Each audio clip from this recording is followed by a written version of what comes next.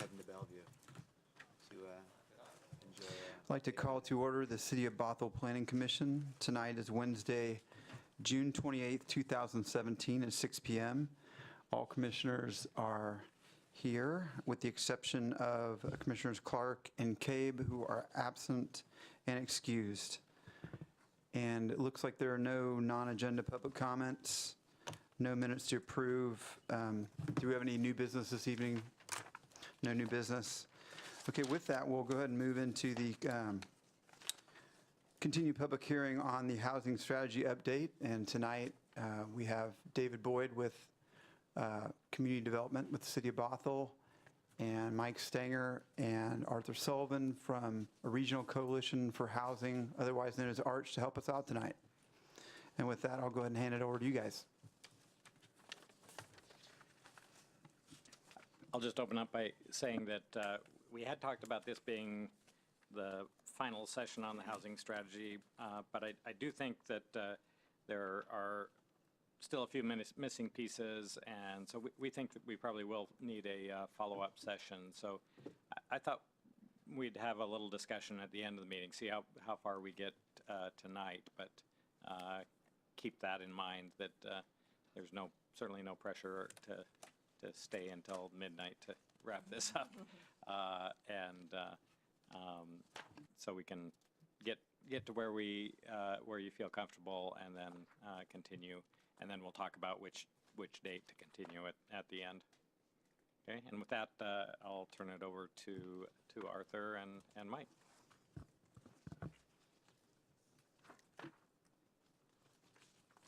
Good evening.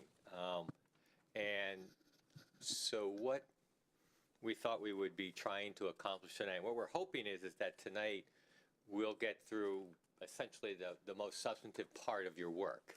And the main thing is that we thought it would be appropriate for you to see a final draft of the report after we incorporate this last exercise, and also have a little more time to digest the survey results and put some of that material in there into the report as well. So we are hoping that the main substantive topics that we have for you, and the last meeting would be more a matter of, okay, does the report reflect everything in the way you like to see it reflected?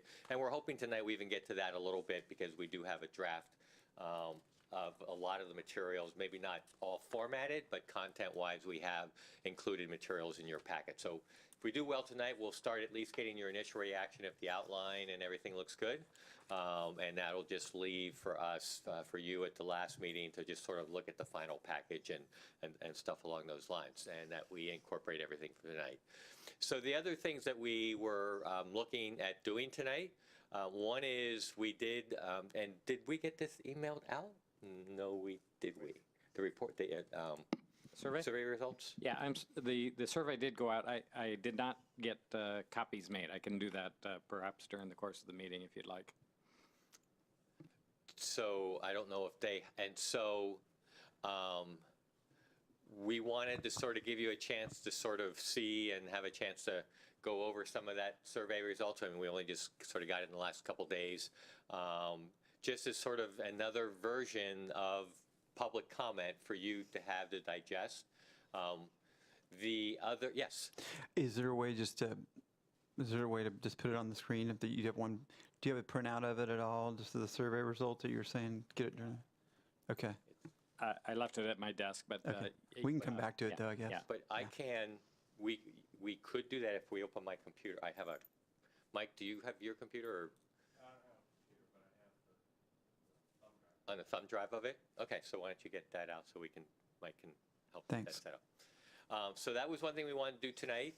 The other is to have the public and continue public hearing to see if there's any additional public comment for you. And then finally is we have given you sort of the top tier as one of the agenda materials. And we wanted to just sort of give one last sort through to see if, now that you see it sort of all together, how that looks for you at that level. And then finally, of that top tier list, do any of those sort of rise to the hey, of those 15 or so, here are 5 that we really like, that we really want to emphasize in the strategy plan and the report back to the council. So those, and then finally, if we have time, start to look a little bit at the final report. Okay, thanks. Okay? So, You want to start with survey? yes. Okay. Just kidding. And actually, let's see, we do have, let's make it so I can switch back and forth because we do have some of them on here. But he'll have, I'm not sure is how to yours do the full, what you just loaded, the full? Yes. Right, so if there's a way I can, if I have to go back and forth, get his thing up. That looks, wouldn't be, which one is it? That's it. that. Oh, Is it that? Oh, I have that. You still have, you keep all of them? Oh, like, there's like 10 of them, 12 of them? Right. Yeah, okay, I have that. okay. Oh, I didn't take any of those out. Okay. All right. I was just wondering if we could have the actual document if need be. Okay. Okay. Okay, so all of you, I think, are familiar. I don't know if any of you actually took the survey. And so is this telling us, Mike, that we had about 339 responses, or?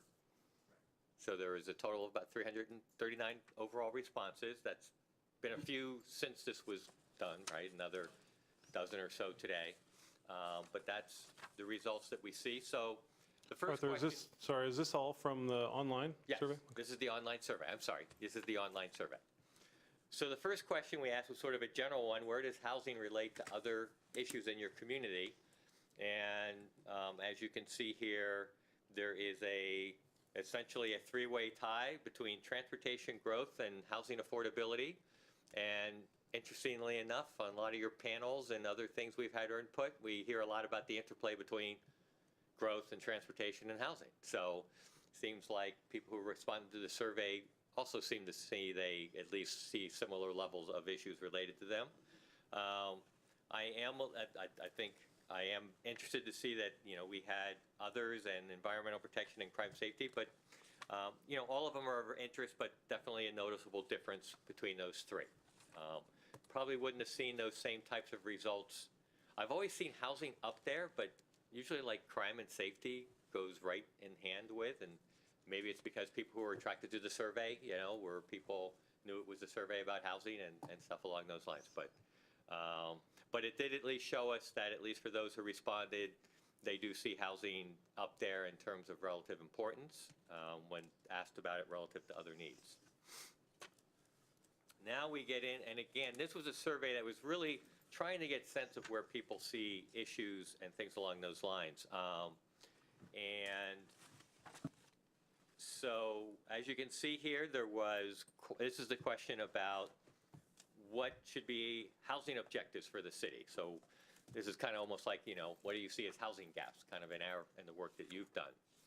And number one, as you can see, there was a lot of response in a lot of areas, but the two that got over 50% of responses were housing opportunities for people who work in Bothell, including people who make less than $60,000 a year. So that was one theme. And is that the reason I need this is I don't know the full questions. Okay. Or the responses. And the second one was the range of housing options for households at all stages of life. So again, I don't know how different that feels from what you see in your conversations that you had. And if you have the report, you can see that I'm trying to see others that got over 40% were wide range of incomes, earning less than $25,000 a year. New housing developments protect environmental features, home ownership opportunities for first-time buyers, and existing neighborhoods stabilized by preserving relative affordable housing, and existing neighborhoods stabilized by allowing new development that's consistent in size and character with existing homes. Anybody have any comments or thoughts about this one? See, it's a little bit around across the board, but it's very, again, seems similar to things I've heard you talking about. Okay. The third question was, what are important things to you when you consider where you're looking to live? And again, the two highest were price, and now here safety's popping up, right? Those were the two highest responses. Others, I'm trying to see if any others had over 60%. No others had over 60%, and no others had over 50%, but some in the high 40s were distance or commute to work was number 3, right at under 50, just under 50, and easy to walk to places like stores, restaurants, recreation. Then you have a whole slew of the other options pretty much spread across the board. So main themes again being price, safety, convenience to work, and ability to walk to other places. Arthur, I think it's interesting that the ability to walk to other places and the commute time adds up, you know, if you added those two, because they're both really transportation-based, to almost, what, 80%? That's pretty significant. Right. No, I agree. I mean, and I think it is interesting to see how walking places is getting a lot more responses in the last 5 years than I think I probably would have seen in surveys 15 years ago. So that is interesting to see that that seems to be out there. And access to a major highway is a lot lower. Right. Thanks. Which is interesting because in some other city surveys, that in Issaquah, that was very high, access to the highway. I guess nobody's excited to get to 405. Okay, can't argue with that one, having just gotten off of it. The next question is, what do you think is the most significant housing trend? And here, you had the complete list of responses, as I think what you received. This is one of those word clouds, is that what the term is? And don't, especially on a latter one, don't link the words together. Because if you do, it sort of implies apartments that are unaffordable as houses might look good, but I don't think the words are meant to be linked together. And there's a couple others like that when you look at it that are at least amusing and maybe, you know, maybe they're Freudian kind of things. But, and here, you know, this is challenge. This was an open-ended question. And the response is literally, you know, there were 313 responses. So I haven't had a chance to read through these. I was too busy doing other work for this exercise tonight. I don't know if people had any ability to look at any of the comments and if any of them jumped out at them. It looks like you did some reading. You might want to make some comments. Arthur, what is this? I mean, I read the question, and what is, I'm trying to understand why the question would be asked. Why it was asked? Or I don't know even how to interpret it. So, well, why don't, if you... Because it doesn't have I guess maybe because it doesn't need to have a negative or positive connotation with it. It's just... The question, what do you think is the most significant housing trend occurring in Yeah. Bothell? So why don't you read a response or two, and that might I'm not saying it's not Right. appropriate. I just don't understand it. understand why we asked it. Yeah. You're right. It could be a positive or negative. We're kind of like, when you think of housing, what's on your mind? Okay. That's why we're asking the question. Not how you feel about it. Okay. Got it. Right. So I guess that ties into, I see yards is one of the words that's in larger print. So why people would choose yards could be for a variety of reasons. They want yards, or they like Yeah. the yards that they have, or whatever reason. It could Right. be approaching it from different points. Right. Okay. So we haven't had time to read through these to sort of go, here are 2 or 3 themes, but it looked like David did a little, and it looks like he was going to throw out. And Mike, if you Well- have any...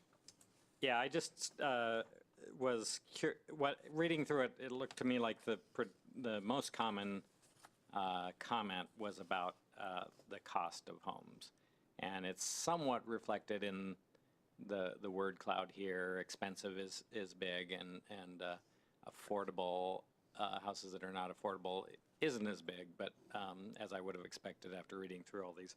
But counting any comments that referred to the high cost of housing or housing affordability, I got 122 of the 313 comments said something about that, sometimes combined with other issues. But that's as far as I got in analyzing the responses.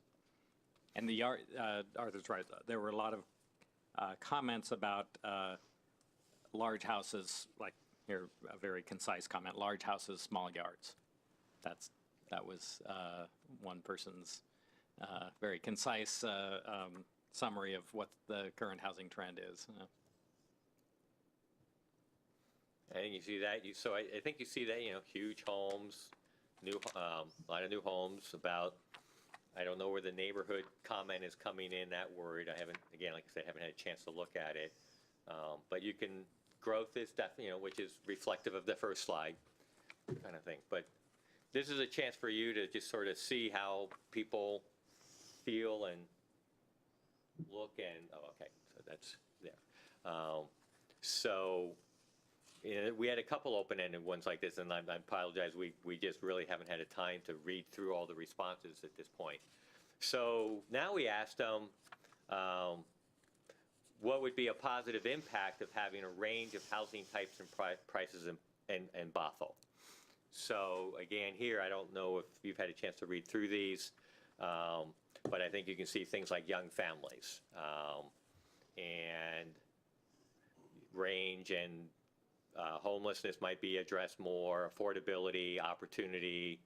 You do see the word crime, so there's probably, I don't know if that's done in a positive or a negative way. I have a feeling it might be a little bit of both.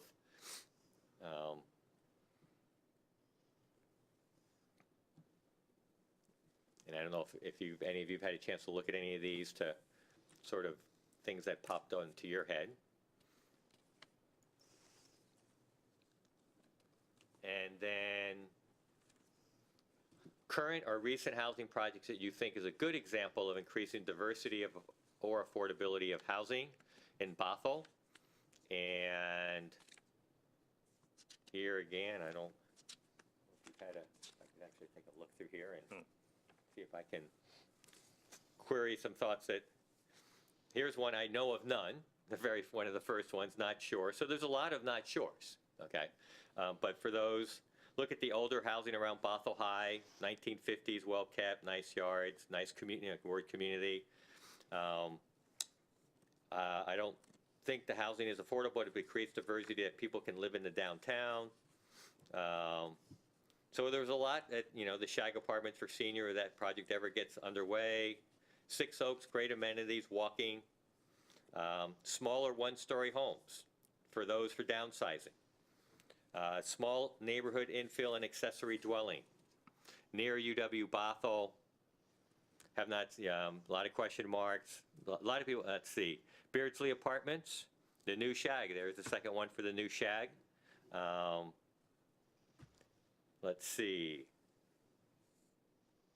Canyon Park is a good development in an accessible and convenient space. Keep it affordable, please. I don't see anything on the website project that addresses my concerns for my family. Perhaps apartments near UW Bothell and the coffee shops.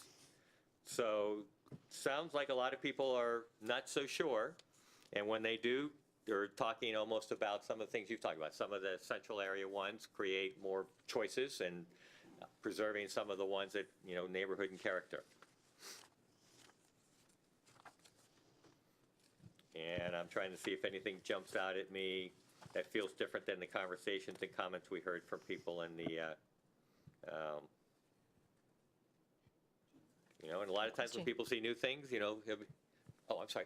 Just a quick question. The one that said, I didn't see any items that addresses my family's needs or concerns, whatever that was. Right. Did they give any examples? No, I read the whole response. They just left it at that. That was the whole Okay. response, right. Okay. But several mentioned the Shag, so I think they're all thinking about, and several mentioned Six Oaks, so maybe because they're prominent, they know about them and stuff, and they're a little different.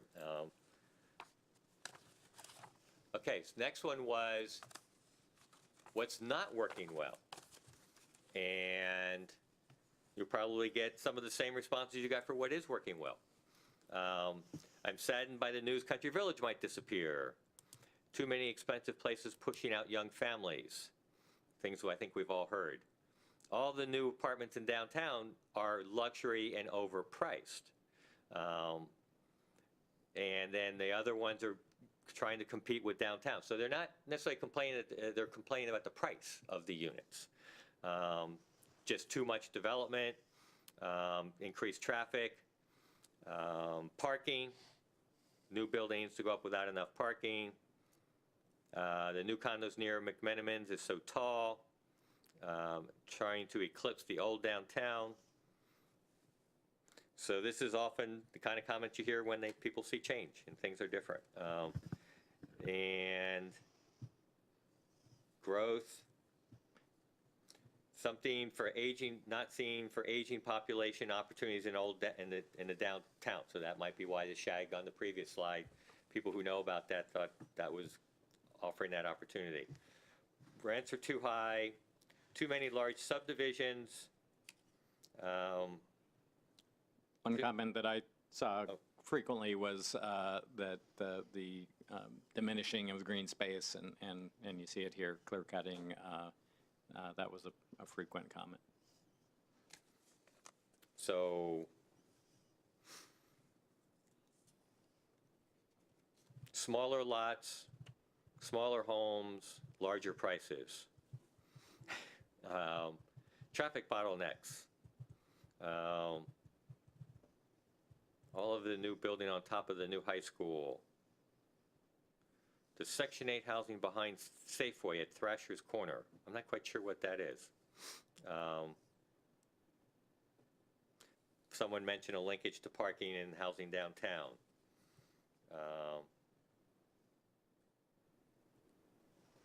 The no dorms in our backyard movement, which aims to prevent the UW's ability to site dorms in appropriate places on campus, sends the wrong message to our youth. So they're all over the map, as my experience in life tells me. That's often out there. One comment about not enough roads and parks and schools for the housing being built. And so that gives you an idea of the range of comments on that front. So I think, again, themes that we've heard in different contexts before, that you've probably heard on the commission before. And then finally, do you know anyone, or two last questions, do you know anyone who had trouble finding an affordable and suitable place to live in Bothell in the past year or two? And a lot said yes.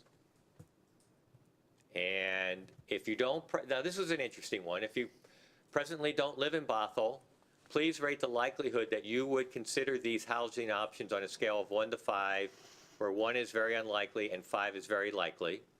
And the first option was if it was affordable to me, and it was right just above the halfway point, and if it helped to improve my commute, got about the same score. So that seems to imply, yes, more would, but not universally so. And this one had 200 people responded. So, about a third of people didn't respond. So I don't know how that meant. It seems like we did explicitly reach out to all the, when we had the focus group that had a lot of the local businesses there, we did pass on the link to them. And so whether or not we got a lot of employees responding, but I would say if you listen to the earlier ones, it sounded like a lot of people who live in town were also responding. When you look at the open-ended ones about what don't you like about what's being built. So anyway, you can see here, it's not, yes, those are considerations, and a lot of people would think about it, 3 out of 5, but it also isn't saying slam dunk, yes, that would be the solution, and that would get everybody to move here. Wait, real quick, you just said 3 out of 5? Or, well, they ranked it 3 out of 5 is what I meant. Oh, got it. This is on a scale of 3 to 5. Would you consider? In other words, would you move into, if you don't live here now, would you move into Bothell if it had a better housing choice for you, and if you could, if it was more affordable? My suspicion is not everyone answered this from the exact same point of view. Some people probably already lived here who answered this, so hard to say, because we do have the, now do we have the demographic, do we have demographic questions? Oh, they just didn't get in the survey. Oh, okay.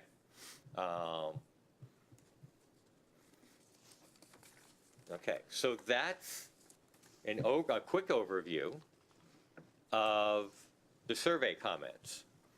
So I'm not sure if any of that stands out or reaffirms, but it is what it is. So any observations or comments from any of the commissioners? It's been a while since I've had a statistics class. Well, I took 2 of them. But looking at this last question here, my gut says 3 out of 5, 237 is a pretty big sample. And my gut says, yeah, there's a fair amount of interest of people who would want to live in Bothell, but we don't have a whole bunch of people clamoring, which to me takes a little pressure off of, yes, there's a strong interest, but it's not an overbearing interest when I look at, that's the way I interpret this.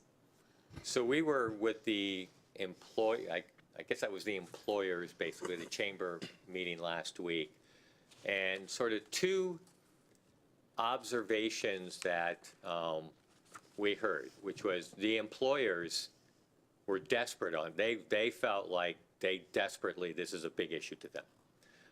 They were talking about how far many of their employees are commuting.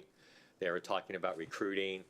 They were saying they would have probably rated this higher. Another observation they made is for some, it's about lifestyle too. And for the tech companies, they were thinking, the more urban style might be more appealing to certain populations and stuff. But the main theme that we did hear from them was that they felt that the pricing of housing definitely impacted their ability to recruit and retain. And it was affecting I don't know if they say it was affecting their business now, but it was definitely front of mind. The other observation is we went, okay, so we kept hearing in all these other focus groups how here are all these expensive homes being built, and it feels like, now, is that affecting the character? But so then who's living in these homes? And the comment that was made by somebody on that panel was, Bothell is in a really good location for 2-income households who are working in different job centers. And so it can be a very appealing location to be in from a lot of people who aren't necessarily working here. And that might be where you're seeing another level of demand coming to the housing market in Bothell. You've got Everett, you've got Seattle, and you've got Bellevue, Redmond, in that area. And for many people, it's easy for them to move. Yeah, they can change their job location, but they're still somewhat reasonable, the distance from them. And so they thought that was a contributing, at least somebody made that observation, they thought that was a contributing factor to why is this housing being produced the way it's being built and being snapped up the way it is, and they thought that's probably important. That they don't know what portion, no survey or statistical level, but that observation was made. And that was something that sort of hit me when I thought about it, because I lived in the Bay Area in the 80s, and there were certain communities in the Bay Area where exactly the same thing happened, and I happened to live in one of them. In fact, I was profiled in the newspaper of being the example of the couple moving into an old blue-collar community, and I moved there because it's the perfect location for transit and everything to get to different job centers around the Bay Area. And it just sort of became and I remember when I first came up here, I always said, this end of the lake has that same potential impact. Right. And so, anyway, that maybe is contributing to some of the comments that we've heard in some of the other focus groups as a phenomenon that's occurring in your market area, as well as you have an employment area as well here. So, any other observations or comments about the survey?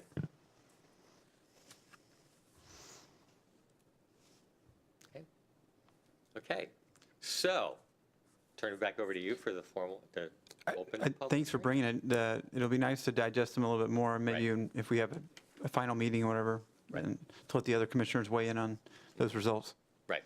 So we just. Oh, no, thanks for bringing them. Right. I didn't, So if you didn't already at the beginning, it would be appropriate to reopen the continued public hearing. Did we cover that? Yeah, I Okay. did. So, I'm not here Back. to testify. But back to you in terms of going through the exercise. Right. So apparently, we have no public comment. Did you get any written public comment? Not between the last meeting and tonight. Okay, so I just, in case we have any of that. So, oh, what was the one I think we covered? Okay, so what I wanted to do now is to start talking about the top list, which was provided to you. We not only do you have the full matrix, but you do as attachment 1 sort of have a summary where we tried to make it a little bit more concise for you of where everything landed. And I think the first thing that I thought would be good for the commission to do is to spend a little bit of time looking at your overall listing and seeing if it seems to generally ring true for you. And what I wanted to do is to revisit some of the other information that has been at your disposal, provide you some quick comments about does it feel like there's fits or not, and also let you sort of digest one last time, oh yeah, okay, we had these housing gaps, and how does that seem to match up with what we did here, and et cetera. So I just thought it would be good for us to spend a little bit of time tonight to just, touch base and do that, and then and see how this overall list feels and looks to you. See if you want to make any refinements to the matrix, primarily in terms of it could be along a couple lines. One is that does anything that's a high or medium, or we combined a couple here and there, any desire to move them from what tier they are in? Are there any particular examples under any of the, especially for the top tier ones that you really want to call out as being particularly important related to that strategy? So those are 2 areas. And then, so those are the 2 areas I was thinking at this point as the next part of your conversation. Okay, thanks, Arthur. So you want to, okay, so are there any commissioners who have anything to say about what Arthur just mentioned? Or is there anything that you guys wanted to kind of jump into with regards to any of the top tier recommendations that staff and Arch has brought us with regards to needing to tweak it at all? Yeah, and the other reason to revisit this is some of you, I think Commissioner Cecil was not here at the last meeting, so this we also wanted to, and I think maybe Commissioner Hampton wasn't here at the last, were you at the last meeting? Right, so this gives us a chance to make sure they've weighed in as well on sort of where the group landed, the commission landed at the last conversation. Was that the one where we gave the comments? Did we give the comments at that one where we gave you like? Yes. Okay. And So if you guys are wondering, that's kind of how the Right. comments got So that's where, integrated. Yeah, if you remember, we were going to go through and kind of re-rank all of them, and we decided to push that off to this meeting when others could show up, but now we have a different That's mix of people, Right. so. Yeah, oh yeah. Good point. But we do, yeah, so. right. Right, so I don't know if it's take it by each section quickly. What I would like to do before, if you don't have any immediate comments, if you have any immediate comments, hear those. But I do want to go back and revisit a couple of the other forms of input that you received and maybe pass on a consideration or 2 for you, at least to have it out there for you to discuss. Okay.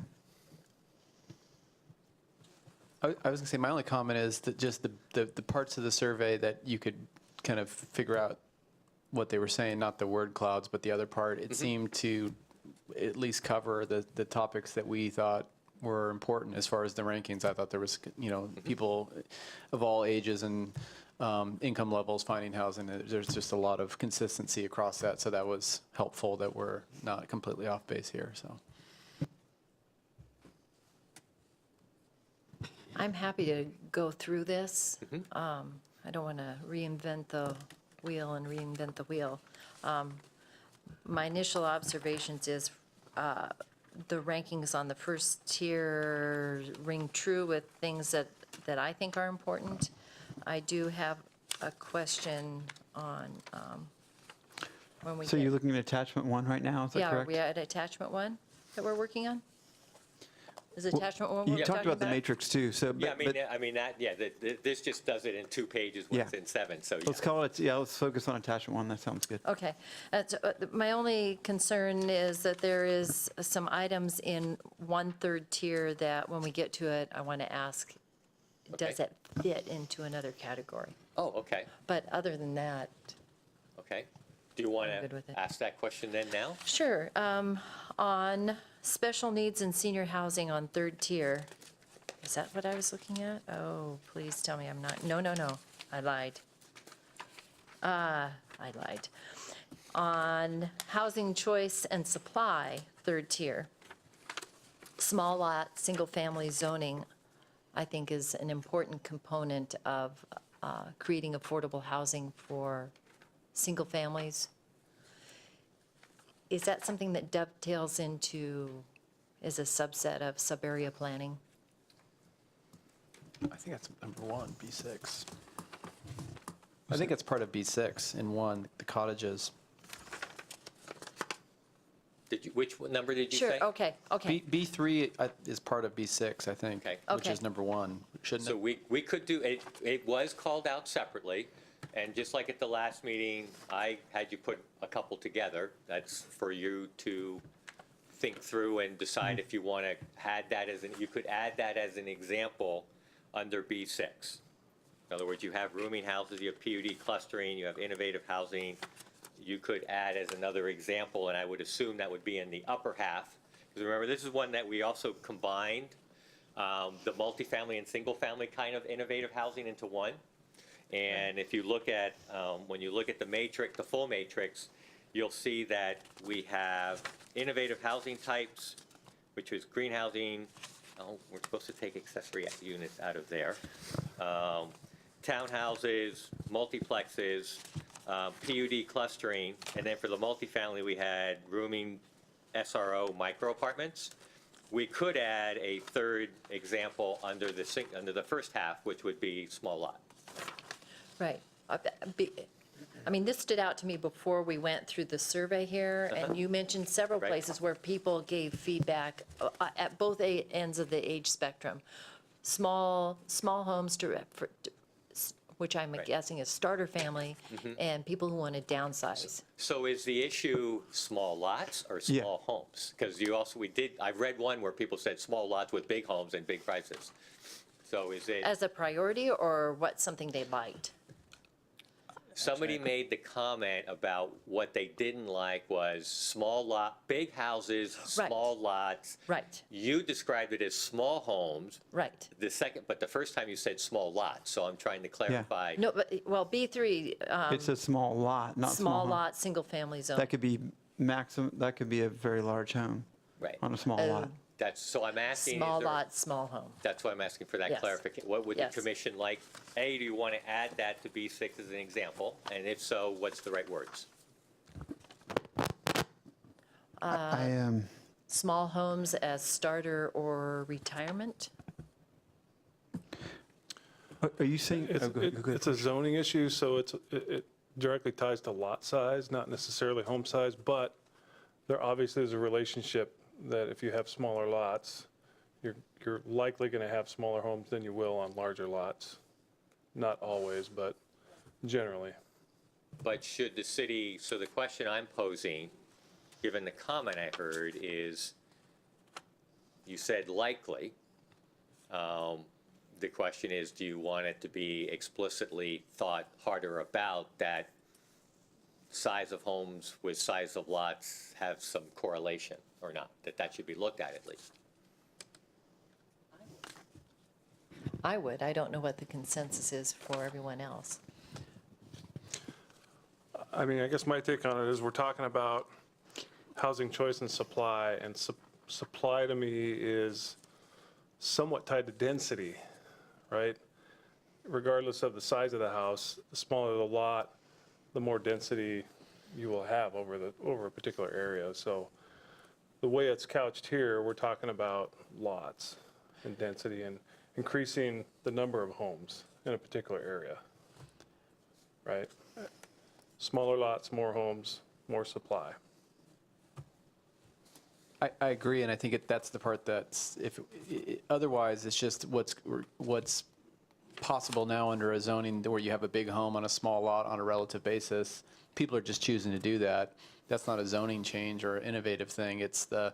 I read that small lot for single family is like we did with clustering, where people were changing the zoning to allow more density, like for the bonus lots that we did on clustering, but that might be a cottage community that has very small lots with a bunch of 800 square foot homes versus, 2,000 or whatever. So I would, if we're going to bring it up into B6, it would be, I read it as more like cottages, because cottages are, as I understand them, are on their own lots that are smaller. Okay, my question about on the, I guess on B3 is, are we talking about, I have to refer back to it, are we talking about changing the zoning or like it doesn't seem to fit under B, it doesn't seem to, regulatory flexibility for innovative housing. I don't know, maybe, I don't know if it fits for me, but if it fits the rest of the commission, we can combine them. I'm not quite following your Well, question. basically, I don't know if that's really as much of an innovative housing type as I see the other ones as being. Whether it's the green, the PDs, the clustering, the cottages, because this, I don't know. But maybe it is, because I kind of feel, in my mind, that's what a lot of the development that's happening is what we're pointing out in B3. Because it doesn't limit the size and scale of the house, which could impact how many cars you have and many other things, how many people. Let me read the full entry in the matrix. It's review small lot, single-family zoned areas to determine if sufficient land is available to meet a variety of household types. This is an ongoing strategy and a carryover from 2011 when it was a high priority. And I think it's really focused on our R5400 zoning, possibly R4000 too, and whether we, as we review our zoning, whether we should look to expand those areas, because those are areas that have attracted a lot of development. They're pretty much all built out now. Okay, so what do you all want to put that in? Do you want to combine those then, or just keep them separate? I guess I would agree with your comment that I don't know if that's necessarily a innovative housing technique. I suppose it might be flexibility, but really it's just revisiting our comp plan, right? And our zoning map, and so I don't think I don't know that it's really innovative. I think it's more of a taking another look at our current comp plan and saying. So my question is, given I'm sort of hearing your comment, which is, yeah, when you read B3, it is what you've described. What I heard Commissioner Zorn saying is, maybe it's just because of what I just read from the survey results and what we've been hearing from the focus groups, which is, how do you create homes that might work for families and aren't super expensive? So that's why I layered in, do you limit the size of the home? If you go smaller lots, do you do something to maybe start limiting the size of the homes so that maybe the yard's a little bit more, that maybe the homes aren't quite as big, so they're not quite as expensive? And so that's where it would become innovative, is where maybe that's not a good innovation, but I'm just sort of saying that maybe you're saying you revisit some of that zoning for small lots to manage the size of the homes a little bit more, to be responsive to some of the comments that you've been hearing. And is that something that should be thought about? And the answer might be, in the end, you're not trying to answer the question of that tonight, yes, we should, or no, we shouldn't, is, maybe we should have that conversation. So I don't recall that size of homes necessarily has been a recurring theme with our discussions. Certainly if you have larger homes and smaller homes, that's more of a, I guess, a diversity of home types and could maybe be a supply for different demographics, like, you know, a couple without a family or, you know, or a single person. So I don't know if that adds to the conversation, but I don't know that we've been really discussing, hey, are we going to limit the size of homes on lots? What I'm saying is I'm highlighting focus group comments and survey questions about, gee, we're getting these, you know, these new homes that are being built are of a price point that makes it so that it's hard to afford the homes.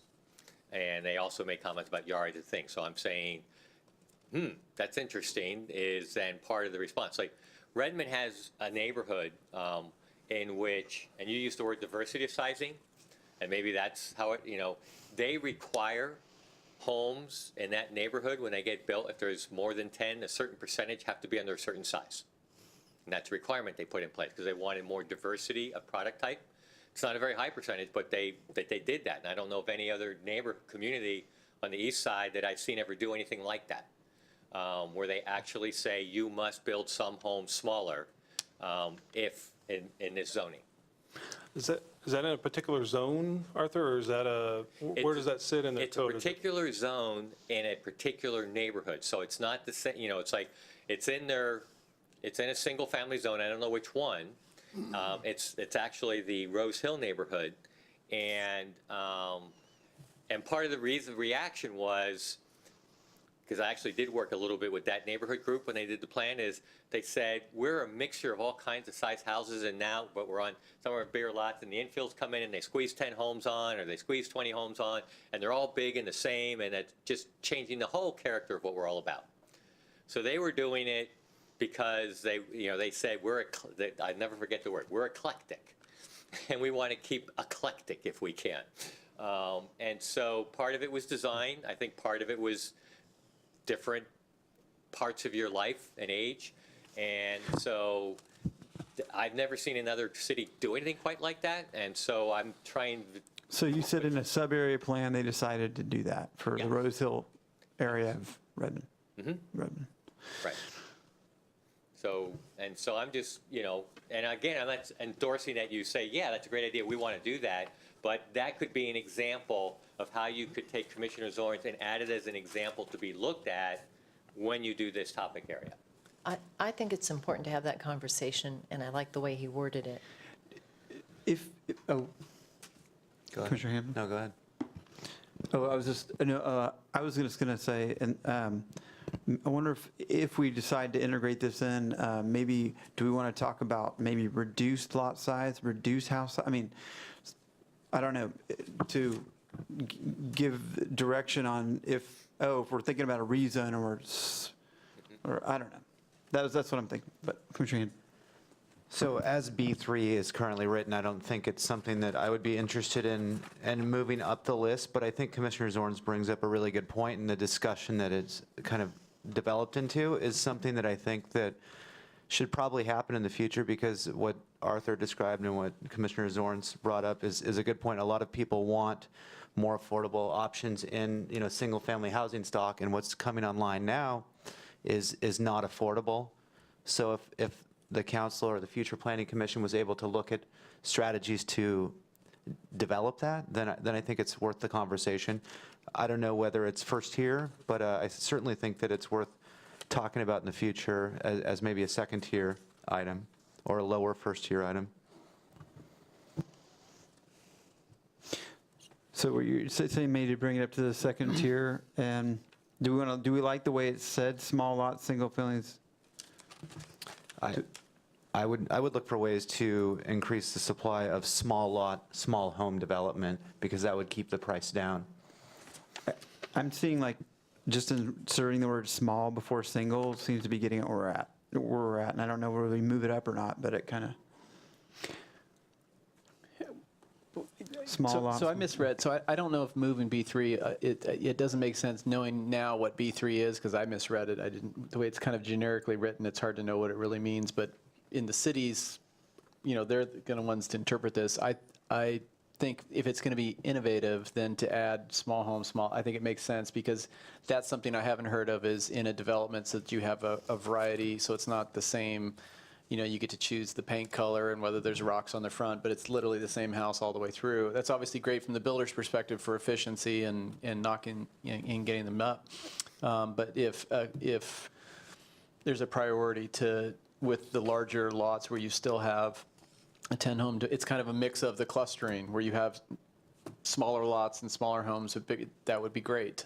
So that would be something that, so I would be in favor of that being another option, because they're all going to be new homes. It's just there's going to be smaller ones mixed in with larger ones. So I think we should probably hear from Commissioner Zorns again after this comment, if you don't mind. But I think that, and I just said, I don't know if it's a first-year item, but I think if we combined it with B6 as another form of innovative housing, then I think that it would fit in a Tier 1 category, but as a standalone, I'm not sure. I agree. I think that would work and not be too cumbersome, and I think it's important to deal with the ambiguity and put the qualifier small homes with the small lots. I think I'm seeing a majority of the people up here favoring that as being, so I'd be open to combining those B3 with B6. I was Small lot, small single-family home. Yeah, I was going to. That's almost like it could be a cottage, but you could also do it differently. Yeah. I guess I was thinking, after hearing Arthur's explanation of the Rose Hill, that a requirement for a percentage of homes in a given development to be of a smaller size, that is definitely an innovative approach to housing that could be added as an example in B6. The strategy B3, which is really about looking at our inventory of small lot single-family zoning, I think is a different thing. I don't know that it makes sense to combine it all. I think combining that innovative housing aspect makes sense. And then with B3, the zoning inventory aspect, to me, that question would be, if it's left as a separate item, do you move it up to the second tier? So you're just saying leave B3 as it is in the third tier, and then maybe just add what Commissioner Zorns is requesting? That would be my take on it, because I think we still do need to do that exercise of looking at the zoning, whether it's a medium or lower priority. Is the commission okay with that? Yeah, that makes sense to me. Okay, great. Okay? So we're going to add an example. And then are you going to take up the idea of, right now, B3 is third tier? And are you all good with that, or? I'm okay with that. Okay, all right, great. Okay, any other general comments about the ranking or the tiering at this point? I'll jump in real quick. D11, I understand what makes it a little bit different than the other categories, but it's kind of weird, especially because it doesn't have a comment over there, but that's maybe just because none of us commented on it, or gave a specific comment. But it makes it almost, I mean, I would think that public involvement could be associated with any of the things that we're talking about. Mm-hmm. But I see why maybe particularly with regards to homeless and, are we talking about like tent cities and stuff, or like really kind of, I don't know. I mean, I guess, let's see. So this is, okay, so let me, to the first part of your comment, I would say, just thinking, is that in the description of what the housing strategy is, there's a part that would be saying, now the way it works is, now you do you pick the top priority strategies and you work on each of those individually, and a part of working on any individual strategy is public input. And so that would go right into the body of the report to cover, in all scenarios, there should be more public input. I think what D11 is saying is an explicit effort around, not so much as zoning is, but rather community awareness and conversation and somehow around perceptions related to homelessness and housing for people with special needs, which is it's in and of itself its own effort to sort of say, we want to have a conversation in the community around this topic. Versus the others, or you're right, there should be mention that there is public involvement on any strategies you work on it. So that would be how why that would be called out as, and again, as I'm reading the language in the strategy matrix itself, the full matrix. And is that unique to special needs and senior housing? The way this is, I mean, it was called out specifically probably because so often there is negative reaction. When a real project comes in the door, you spend 6 months dealing with people's perception based on just perception and concerns about It's coming back to me. I remember that conversation now. And I have personally lived that on several occasions for special needs housing and for homeless housing in particular. A lot of new growth raises questions, right? You deal with that all the time. But I do find that the tone of the comments at times related to affordability, homelessness, and special needs is often a little more elevated.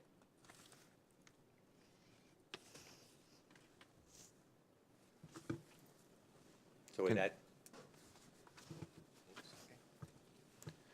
I have a couple of clarifying questions about examples, and I'm going to start with A5, housing repair and preservation.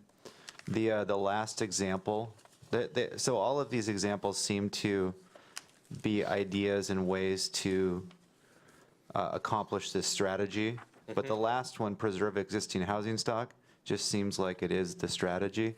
Is that Right. supposed to, is there something is there something more there? Let me see.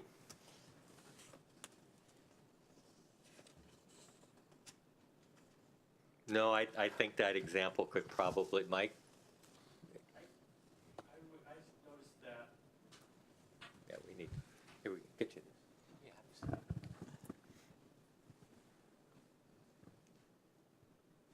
Had the receipt, sir. Well, I noticed that when I was going through for this packet, and I think that was one that was merged in here after the last meeting's discussion. Do you recall anything like that? No, because we still have another preservation, so I would say at this point, I don't think it was I there guess for before. tonight, what I would say is duly noted, should probably come out, but as we do the final go-through, if we feel there's some other reason why it's called out, we will explicitly bring that back to your attention at the next meeting. I guess I understand the point. I just want to ask, one reason in my mind why it might stick out is, I mean, it's no secret that I'm interested in preserving the older housing stock that currently exists in Bothell, because every time it goes away, I feel like we lose an affordable house.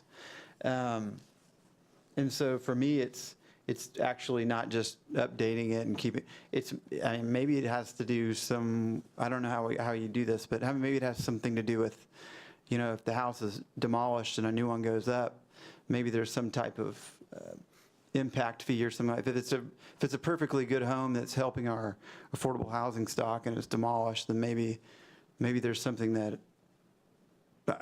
that's not written in there, but in my mind, it's just to preserve the houses, not just to update them. It's just to make sure they don't go away as quickly as I think they're going away right now.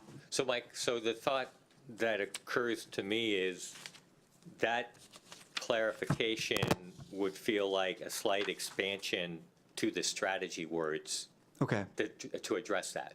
okay. Is that right? And that then the examples are all ways that help it. And so what we would add is some language under the strategy language, programs designed to help maintain existing condition of existing housing and also to help preserve long-term existing housing in the community, and just sort of add that qualifier under the strategy. Is that? I'd be okay with that. You're looking, I'm not sure our Commissioner Hampton is. Or yeah.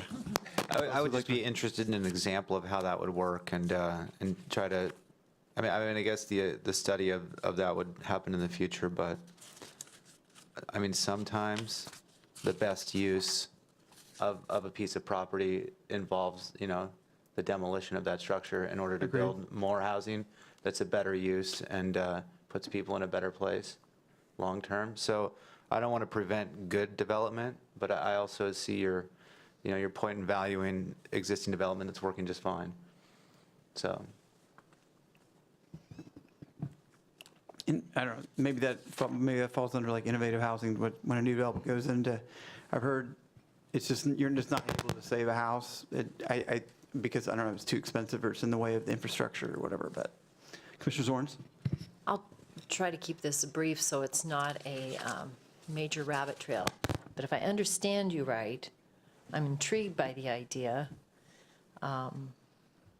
I'm not a big fan of coming up with more fees and taxes, but thinking along the lines of what happens with new development and Bothell pays into Arch for creating new housing, if there was some kind of fee where someone destroyed leveled, not a prohibitive fee, but a fee that, and that's, somebody has to keep track of where that money is going, but a fee that where a perfectly good house is being destroyed to put up something else goes into a kitty that helps preserve other existing homes. That's an interesting idea. I would like to see more discussion down the road on it. I'm assuming, Arthur, that this is completely separate from historic housing on historic registers, that kind of stuff.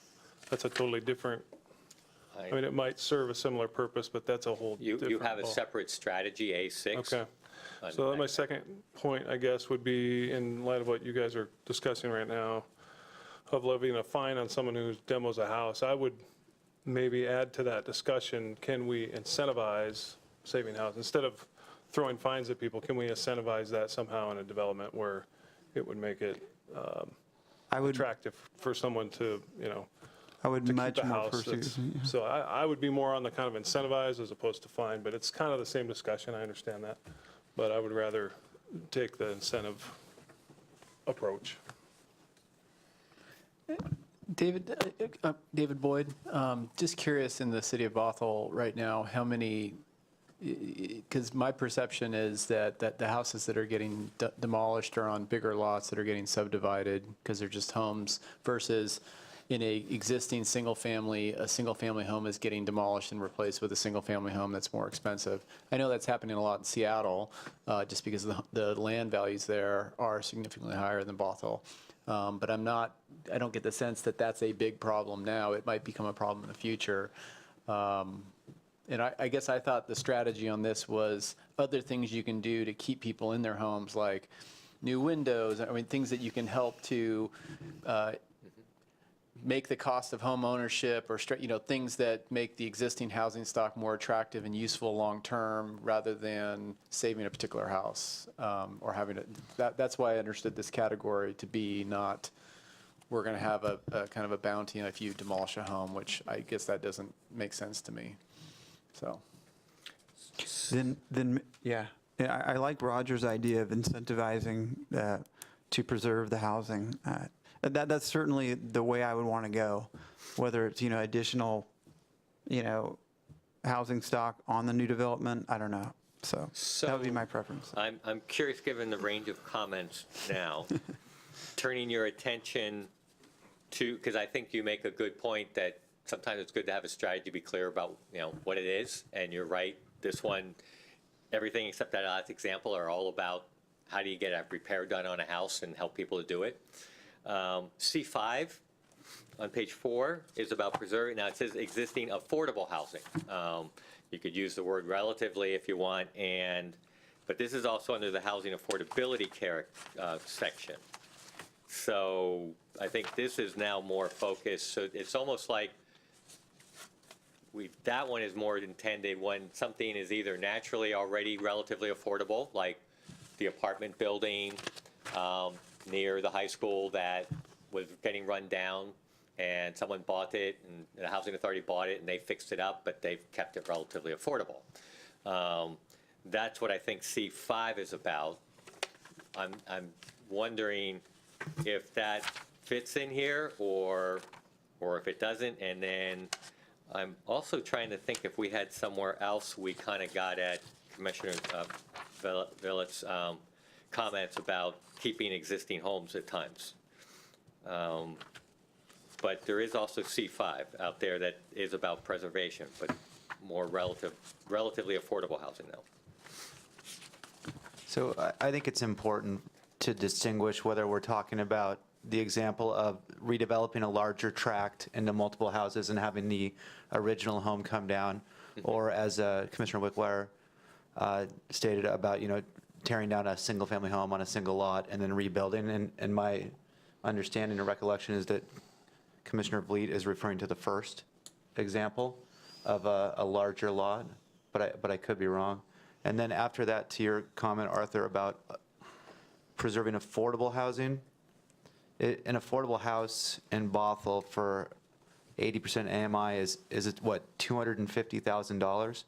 So Yeah. so that, I mean, that wouldn't really apply to any house in the city of Bothell, right? Yep. Single-family homes, right. That's So it wouldn't accomplish his goal. what I'm saying as I was explaining it. There's three kind of segments we Right. seem to be talking about now. And I just wanted to call out sort of those three segments because you've been bringing it up quite a bit, sort of what I consider that middle segment.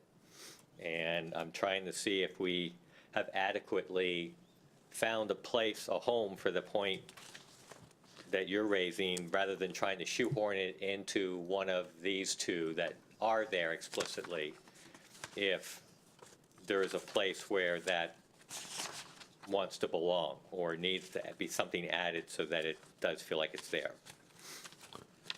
So I think the final thing I want to say is maybe we look for other examples that help accomplish his goal of preserving those houses, whether it's incentives, but I don't know that preserving existing housing stock as an example should be in there, and that's just.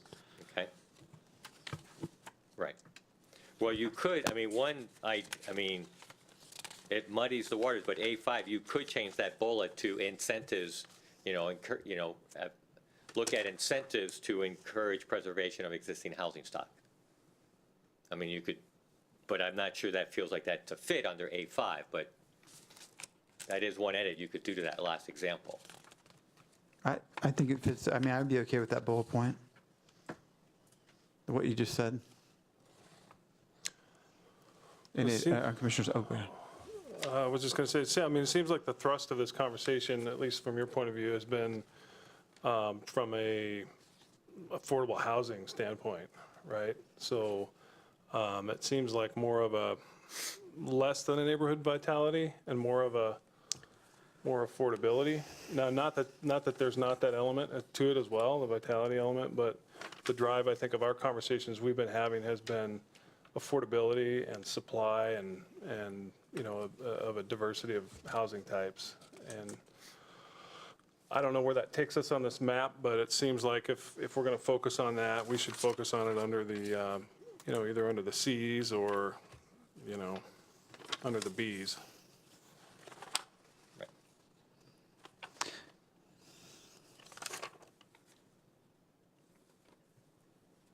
Do you, I feel like, I don't know, we can keep talking about this, but I think you guys have kind of got the idea of where we can wrap it up, but maybe you guys can just, I don't know if you guys, do you want us to actually come to a conclusion on this, or do you kind of have an idea of where we're going?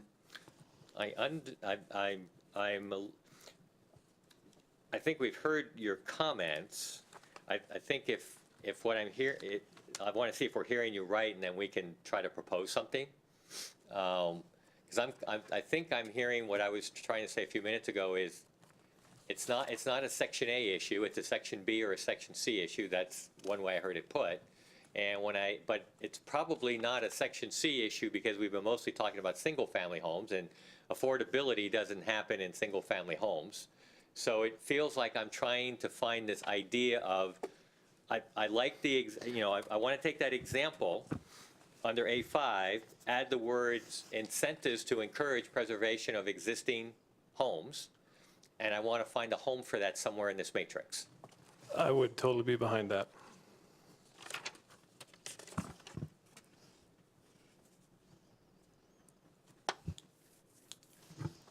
Yeah, I mean, I'd be interested in seeing what you found for a home for that in the matrix and talking about it more. Okay, that's what I'm saying, and Yeah. call that out when we come. That sounds great. Okay? All right. So moving on, I don't want to take all the time, but if others want to jump in front of me. So ADUs is something we've talked a lot about, and overall, I'm supportive of it. But I wonder if allowing ADUs in the entire city is going to have unintended consequences. We've seen a lot of the information from the focus groups and from the survey that transportation and congestion are two of the biggest issues. And if we're looking at some of these neighborhoods that are not accessible by transit, and we're adding, the example in here was 5% more, that's our aspirational goal, 5% more housing with potentially another 2.7 people in each one, or 2 people in each one, we're gonna have that many more cars on the road for these neighborhoods that aren't walkable or bikeable or transit accessible. And the infrastructure is already breaking down in a lot of these neighborhoods, and people are already frustrated with congestion. And I don't think that, I don't want to say I don't think, I just think that we should consider that when we're thinking about where we allow ADUs. It may be more appropriate in other parts of the city. And in one of the examples in the, let me find this, in the strategy draft, in some of the goals for people wanting to live in Bothell, we called out particularly downtown and near other transportation and job centers. If maybe we added something about that where we focused our attention for ADUs on those places that are near transportation or job centers, we might have a little more success. But overall, I support the ADUs. I hate to be contrary.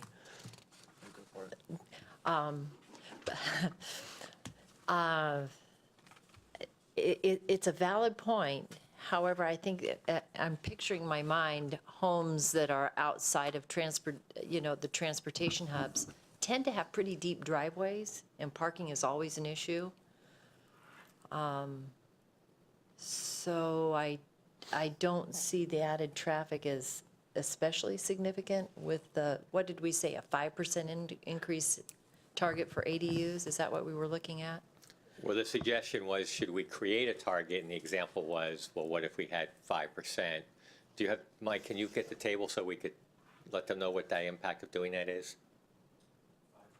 Yeah. But 5% spread citywide is Right. not going to be I would- terribly significant. Right. I would put out the observation, what is the purpose of ADUs? And to say that that purpose only works in some areas versus others, given the relative traffic impact that you are talking about. I think your traffic issues aren't because of neighborhoods level. It's stuff coming through your communities more. This creates opportunities, and if someone's a senior and they want to stay in their home and they're not, and they're in a certain part of the community, I think we do have language in here about being compatible with the neighborhood, but I have, in all my years, never heard of any levels of complaints relative to the amount of ADUs created and its impacts in general on neighborhoods once it's been allowed. I've never heard it. And given the level of affordability that they offer as a solution, and also often they usually get started as personal solutions. I now have kids who, boy, I wished I knew when I bought a house I wanted to be able to put an ADU in it, and I didn't buy the right house, and I'm at a point now where, boy, that would sure help a lot to have an ADU for my family situation. And I don't, what did we hear a lot of in the focus groups? Kids coming home, kind of thing. And the one I owned and the one I lived in were both built for those exact reasons when they were built, kind of thing. So given all the reasons ADUs are being considered, I would be concerned about, I think we do have neighborhood compatibility in here in general, but I've never heard of traffic being generated by ADUs impacting the neighborhood at any level. Just Okay, so I appreciate Commissioner Hampton's right. comments on that. Does anybody else have anything to say with regards to it, about limiting ADUs for a certain area of town? And to just sort of finish to sort of the appropriate, awareness, where we have seen issues pop up, and it's very rare, is the design of ADUs and how big an exterior might be, and do you site it where, like in Bridle Trails in Bellevue, they're so worried about detached ADUs because the yard's so big, they're worried they're going to cram it up against the yard to the house next to them and away from their house, and it'll shadow over their house. And I know there was one community that had a lot of alleys, and there was a design issue. So the only few times I've ever heard of a city feeling like they had to do some kind of correction, it was more about the design, especially in detached units. And not to eliminate them, but just sort of careful approaches to design. And that's where, that's like that to me is a potential compatibility issue that might be looked at as you go forward, if it's needed. Excuse me. So the question was about how many ADUs there would be if they had a goal of 5% of all your single-family homes, and I took the current number of single-family homes and half of the housing target, the growth target, Just do the existing homes. and I got 425 Right. is 5%. Okay. And how many are there now today? Well, we only have a couple recorded. We don't know what That's the right, actual because number Bothell is. has changed their process recently, so, right. Well, Could we- yeah, that was as of 2014, so that doesn't But we don't have the most current reflect data. the. Right, we what's been done. don't have all the current data. I guess I would like to maybe include Commissioner Hamptons, if he could, in the comment section, we'll be able to, I don't know if there were a couple people who weren't here to put their comments in, and it sounds like that may have been one that he would have submitted, and maybe that's something that Okay, bring to council's attention to make sure, okay. maybe you can, I don't think it's necessary. I just wanted to bring it up, and now that I've kind of heard some feedback that it doesn't present an issue, then I'm comfortable with that. It's something that we could always monitor later, keeping it on the housing strategy plan. Just something that popped into my head. So what we could do then, I do believe we did have ADUs on the monitoring list, and we could add, in fact, I was going to, one of the areas, your last appendix was just a simple list of the monitoring, and I did want to add a little more description for those. That's attachment 3. And it's a very short, I mean, the list is there, but there's no kind of like explanation of those. So we weren't proposing any changes in here. And you do, I think we have ADUs is listed as Yes. something to monitor. So we E6. could add some language along those That'd lines be great. there. Okay? And we hope to add a little more descriptive language to all of those on there so that there's.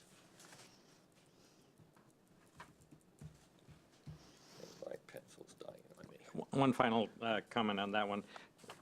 We've already allowed ADUs in all single-family zones, so that horse is out of the barn. But one thing, if we do a program to encourage ADUs to get to some goal, whether it's 5% or something else, we could certainly prioritize the areas that have good access, transit access as we're promoting them.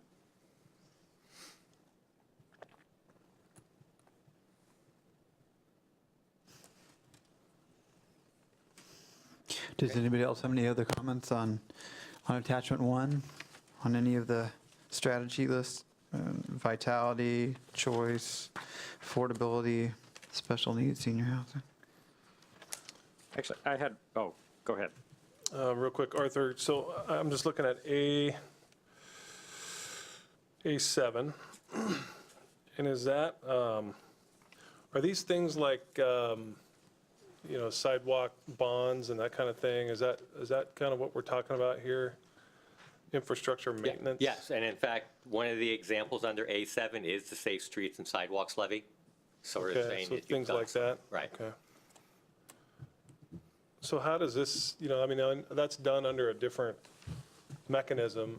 Is there a way to tie, I guess this document somewhat guides what the city's doing, but how do we make a tie or a reinforcement So from this document to other parts of the city where they're working on this for maybe a different reason? So the hope, I think the hope is that this does go to council. Council adopts it.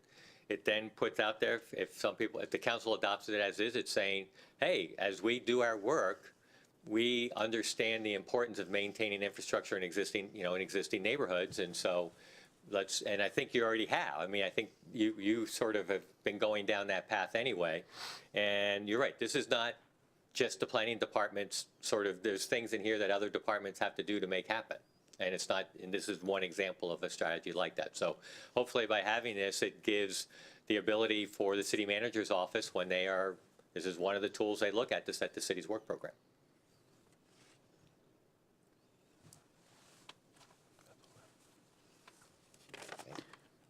I'm not seeing any other comments here. It's a really good job. I like the rankings. I think it was really well done. It's nice to see this becoming so concise here. So I know you gave us some other, well, maybe this is the next step.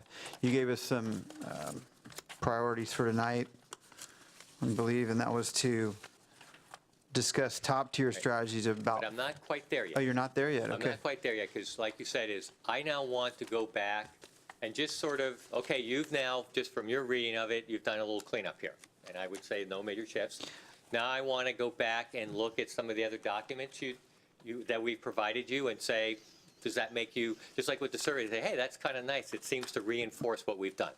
So I spent this afternoon looking at a couple other areas and seeing if there were any things to pass on or to put it up there for you to look at and see if that results in any further conversation. So there's two different documents that I basically wanted to go over with you. We don't have to spend a lot of time on them, but I just thought it would be a good check to do. The first is, this is the document you created before we even gave you the matrix about gap areas. And you basically identified types of households as well as types of housing. You talked about generally providing for lower income and moderate income, including young workers and single families. You had homeless, you had moderate income home ownership. You had implications of increasing population diversity, and why does the city have a low proportion of workers who live in the city? So that's sort of the areas of household types. Types of household, you talked about TOD, access to transportation, maintaining opportunities for ownership, relatively healthy amount of dedicated senior, and then you said, but still look at if there's other forms of housing that might serve senior needs. You mentioned like cottages and ADUs. Preserve manufactured and accessory dwelling units. So those are all things you called out. Then you asked yourself, we should think about trying to be bold potentially here or there. And you talked about in existing neighborhoods having some more diversity. You also talked about north parts of the city maybe getting more creative in the north area. I don't know if that was specifically around Canyon Park or not, but just sort of looking at that. So when you now look at this list and how things shaked out, nothing from this list per se jumped out like, what happened there? I sort of feel like overall you can point to most of those and say, yeah, we can see linkages between those and what you've put in here, especially in the first tier. Okay? So that was sort of, but I'm curious if anybody else, when they look at that list and have any other reactions to that, I'm not in this list calling out anything in particular. And so that means that looked relatively good. And another way of sort of looking at this is the visual test. If you look at the matrix and you look at your top tier versus your middle tier and your lower tier, are there more shaded areas in your top tier? And generally, when I did that sort of test too, it seemed to look relatively good as well. But so those are, so that's the first place I wanted to stop and pause for a moment and see if you have any comments. And then I was going to jump to the focus groups. Does anybody have any comments on what Arthur? I think we're okay. We'll just go jump ahead to the focus groups. Okay. So now what I did is I took the stakeholder panel's comments, the ones, and not their full comments, but the ones we thought linked to strategies, and I went through them and I just did a little quick coloring to them. If I colored them green, I thought that and keep in mind, there is duplication between the different groups, like ADUs popped up 3 or 4 times. Condos popped up a couple times. I didn't weed them out. I just took the full list that we've given you in the past, and I looked to see if I thought I could find a top-level tier, a middle level tier. If it's top level, it's green. If it's middle level, it's yellow. If it's third tier, it's that, well, I was trying to get something that's a little bit reddish in it, but it's the, if you look at local funding under nonprofit, so it's the brownish, pinkish color. And then the blue is monitoring, okay? So when I looked at this list, and the ones that aren't colored, I didn't see an explicit linkage in a strategy to. And I wasn't judging if that was good or bad. I just didn't see it, and not too much jumped out. The one explicit example, like under market development, is loosen up SEPA applicability, or no, the short plats, limit to 4 lots in Bothell. Some communities do 9. Have you actually done that now? Are you still at 4? We're still at 4. That's on the docket of potential amendments. Right, so that actually does, I wasn't sure about that one, and that does fall under the one where you're doing the whole review of your codes, so which we have shown here as a monitoring item. So that one is addressed. So when I look at this, you see a whole lot of greens and a couple of the yellows, and there is one pink one on this list. Now, as I go through it, I'm just gonna go real quick so you can see. It took me 3 pages to do them all, but you can see that I did a couple in light green because I can't say the strategy was explicitly there, but other strategies sort of try to get at them. So like smaller homes, 200 to 400,000. Well, that links to your idea of trying to do innovative housing, et cetera, and you had that identified. So you can see here, pretty good coverage. Now you had the BC thing about stopping foreign investors. That's not explicitly in there. And some of these could be picked up as examples, and we don't necessarily have to add more examples to what you have, and your strategies aren't limited necessarily just to the examples you have. And then the other one that jumped out at me at the end was parking. That we heard from several groups about, are we right-sizing parking, especially downtown right now? And I did see we had a strategy related to right-sized parking for affordable housing, but we had nothing about, do we need to revisit or think about right-sized parking for housing in general, or managing parking or whatever.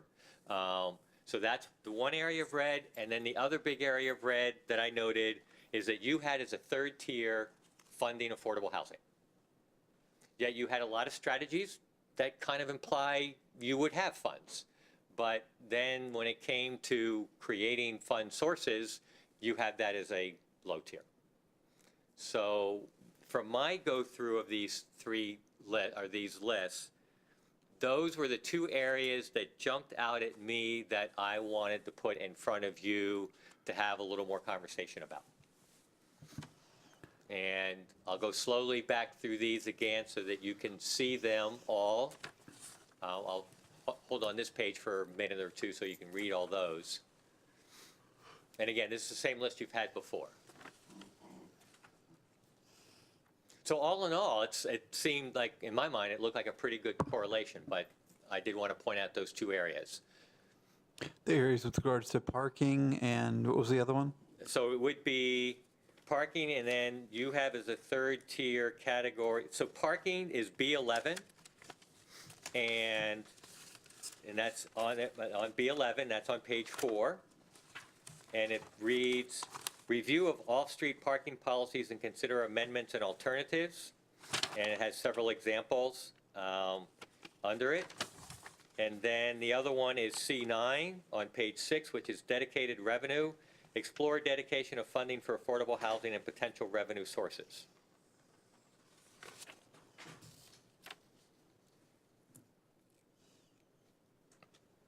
I wonder if, because when we were talking earlier, parking for me, I don't know, we were talking about housing and it obviously goes together, but I wasn't thinking about, honestly, I wasn't thinking about parking. And I'm only should have been putting maybe. up there stuff you got fed to you, and I'm not, on this one necessarily pushing one or the other. I might be pushing a little more on the latter one. But on that, I just wanted to call it to your attention.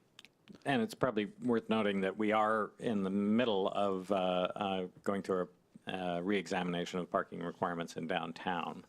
But I think it's, actually, if you look at and our focus has been on downtown, but if you look at the right size parking studies that King County has done, our citywide parking requirement is probably due for reexamination as well.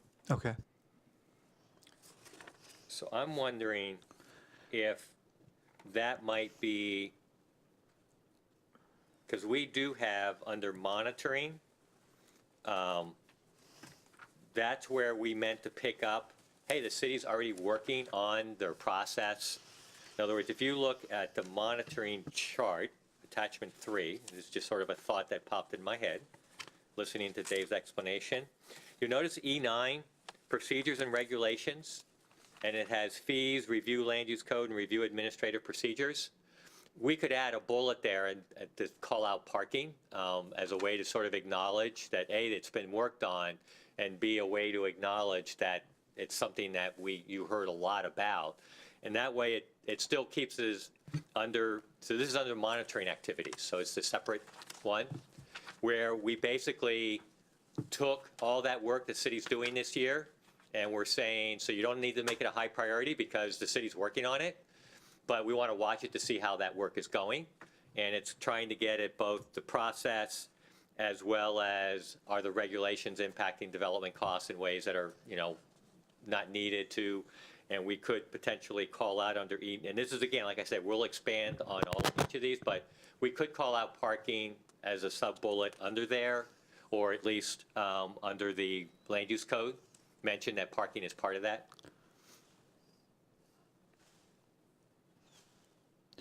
And I did see in that, in those kind of cloud surveys or whatever, where there were words, Right. I mean, parking was called out in there and it wasn't like the biggest or it was Right. kind of, so I would be okay with calling that out. Does anybody else have any comment? An E9 monitoring? I'm just kind of having trouble figuring out how to connect that as a housing strategy.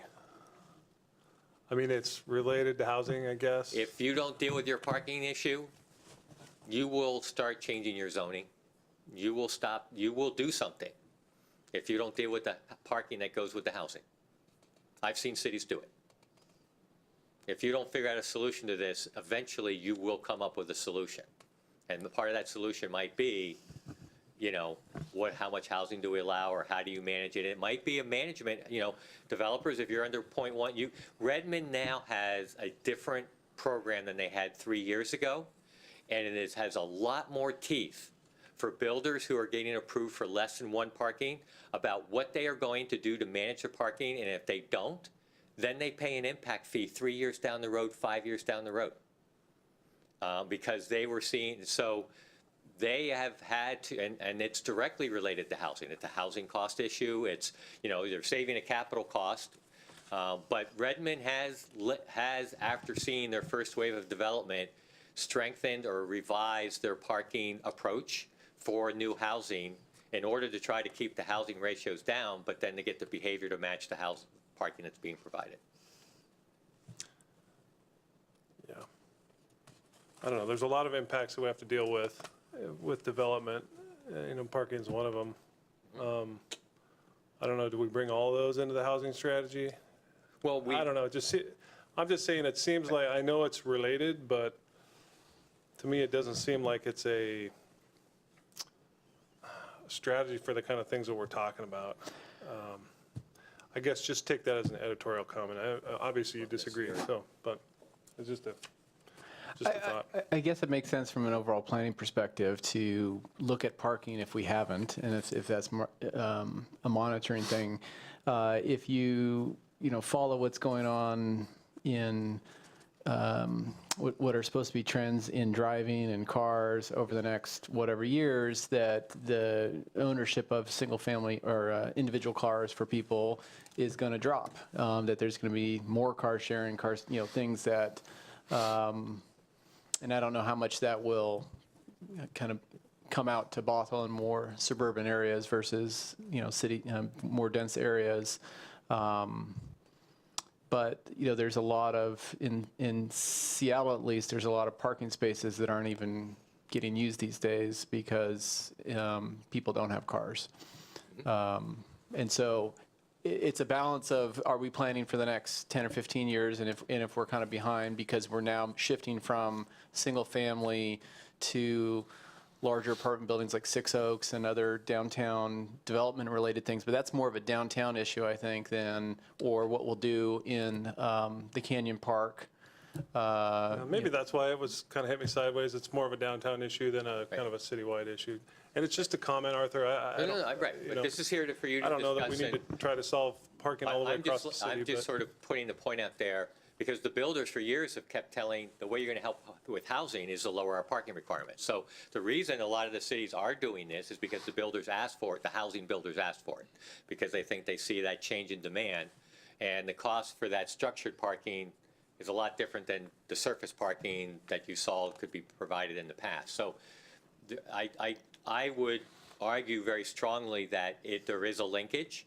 Now, it's a regulatory issue, and you have called out for monitoring. And what I was just trying to say is, if you want to show a way that you're acknowledging to a lot of comment that you received without doing something direct, say, well, the city has looked at parking, so we don't need to put it in the matrix per se, but we can put it in the monitoring matrix, as we know it's a sensitive topic area. And one of the things we're suggesting be called out to watch is how is parking progressing over time, kind of thing. So that's what I'm sort of suggesting as a way to maybe at least, again, given the comment, just suggestion, don't need to take it. I'm just putting it out there as a thought.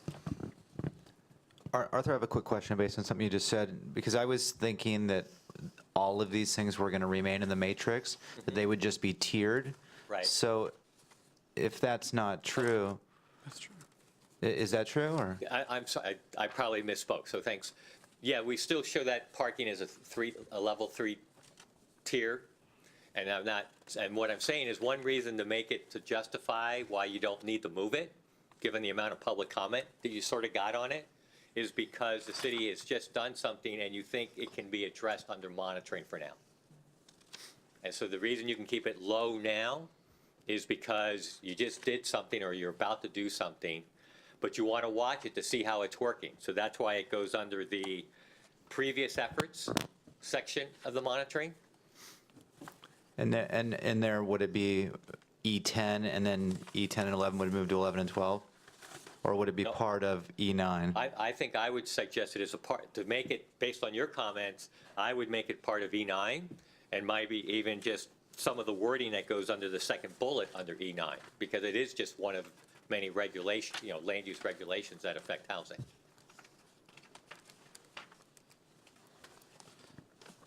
I'm not opposed to that. Do we want to add anything to it there, or just parking in general? I think, maybe we just add some background information that it's really more of a downtown or maybe a multifamily issue. It's just so somebody doesn't Right. look at it in this plan and go, whoa, Okay. we're trying to deal with parking all across town? So maybe Right. just something that Yeah. zeroes that in a little bit. I think that would be responsive to the comments too, to be clear about that, right? Yeah, okay. I feel like in the future, it's going to, maybe we're not, but we're also going to be talking, this is going to be Canyon Park too. That's right. And then it's going to be Country Village, and then it's going to be Well, maybe wherever else where we're within the kind of. transit centers, in particular, more transit-oriented portions of the community. Yeah, I think I'd be more comfortable with that, but or we could just call it downtown. I think Commissioner Cecil hit it on the downtown and other multifamily areas is where we would need to focus effort. Okay.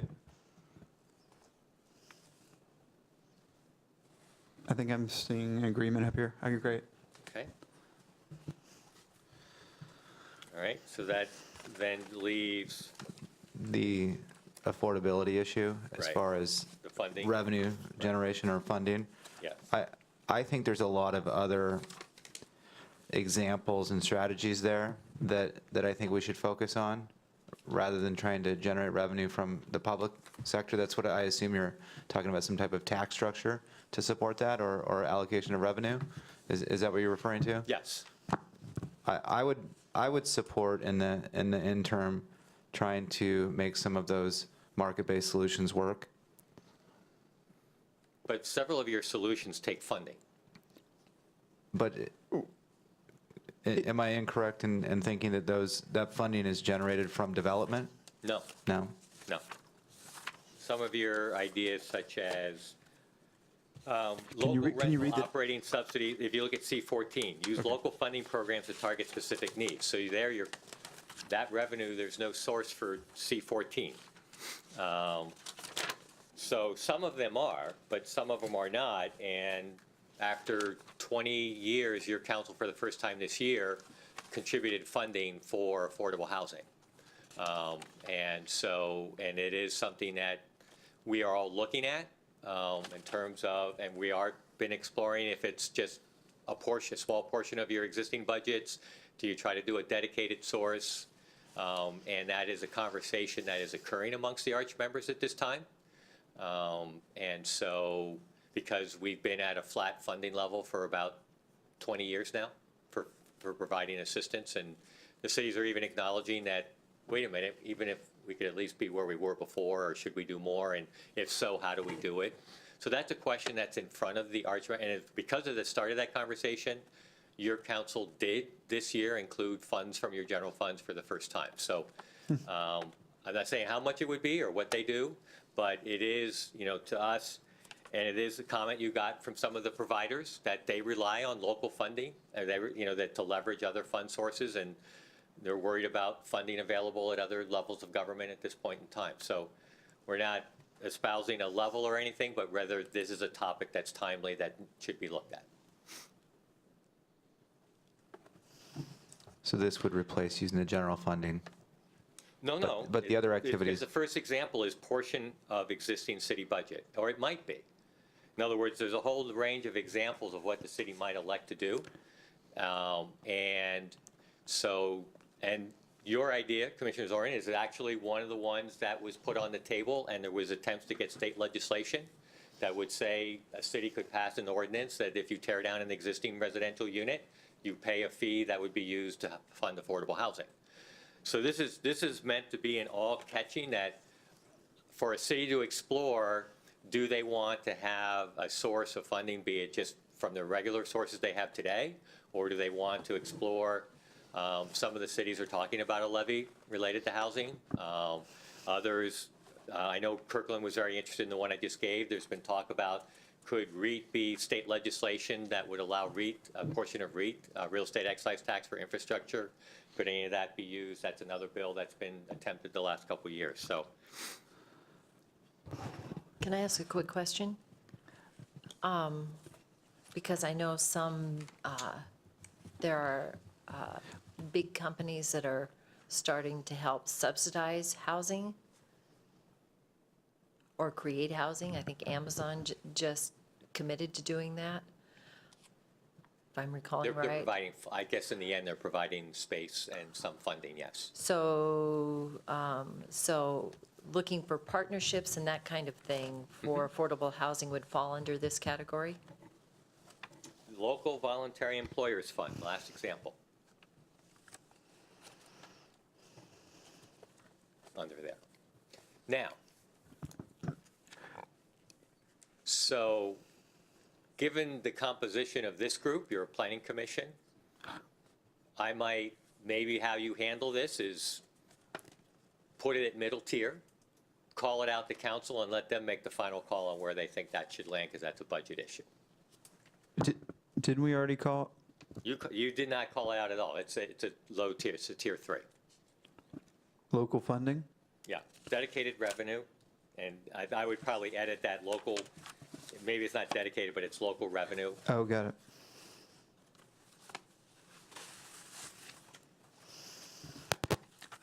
Anybody have a suggestion up here on where we want to take this?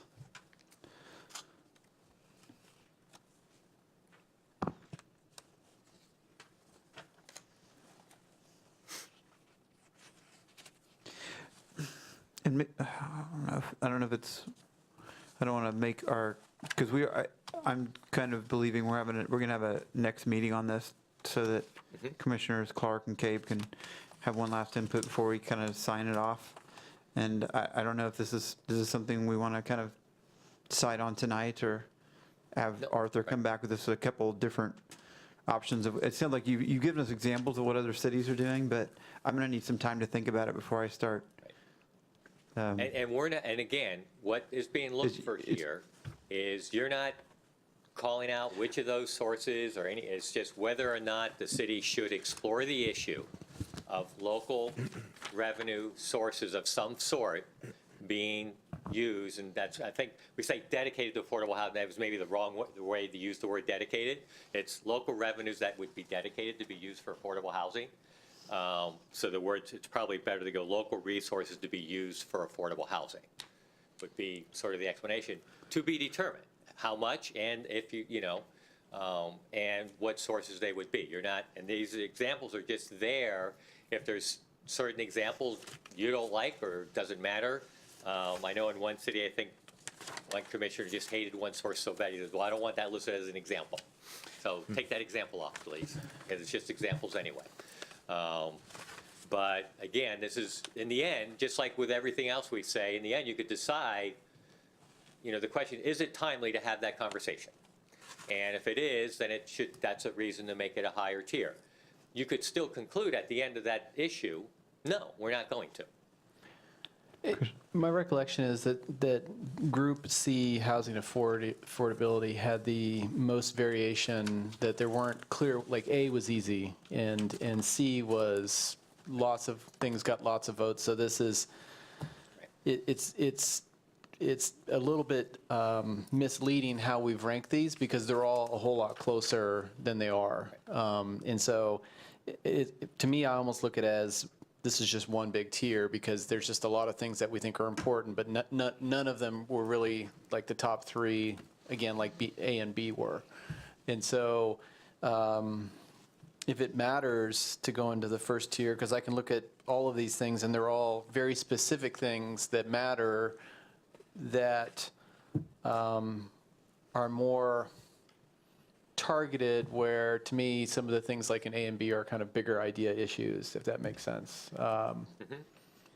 And so I just wonder whether C is a different category altogether as far as how we look at it, that all of these things are important versus the rankings because of the, we were kind of pushing them into first and second tier when maybe on a different night it would be kind of a different mix.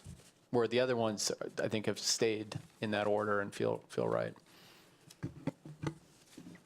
I think Commissioner Wigwire has a valid point there, and something that Arthur said about the council action to dedicate funds from the general fund this year to a program, I think that it may be a good reason to elevate the dedicated revenue to a second tier and let the council decide, because if the funding that they're allocating to a program is really effective, then maybe that's something we want to have the tool in the kitchen to be able to move forward with dedicated revenue just for that. And again, if it's not, and we're not finding good solutions, then we just won't do it. But I don't think we want to keep them from, or keep us from being able to use that in the future. So I would be supportive of moving that up to the second tier. I would also be supportive of that. I see a third person there. 4, okay. Yeah, if you could move that up to the And I second would tier, wanna- that'd be good. Thanks for pointing that out to us. It's always important to have that perspective on somebody who does this every day. Right. Well, and part of it was just sort of using all these little different pieces, and I would like to suggest that I change it from dedicated revenue to just local, do a little edit there, because that makes it sound like, I heard a couple people say, oh, we have to find a dedicated source, like it has to be, it has to be sales tax, or it has to be this, or it's going to be something. And that's one approach you could take. I'd rather just say it's a local resource. And that way, and then all these examples show the wide range that they could look at. And one answer is just takes a little bit out of your general fund, which is what the cities have been doing to date. Okay? So I'd like to edit that to make that clearer. That's more the intent there. Okay. So hopefully, look at this, and hopefully these are all measures to help you feel that it's not, you've been taking in a lot of input and you feel like the input's reflecting here. So I think that I would say that all in all, that I think this does do a good job of that. So now we're to that point that you were asking about a half hour ago, which is from that list, which hasn't really changed all that much. I don't think it's really changed. We're doing some cleanup. Are there ones from that top tier that really jump out at you, that you really want to call attention to?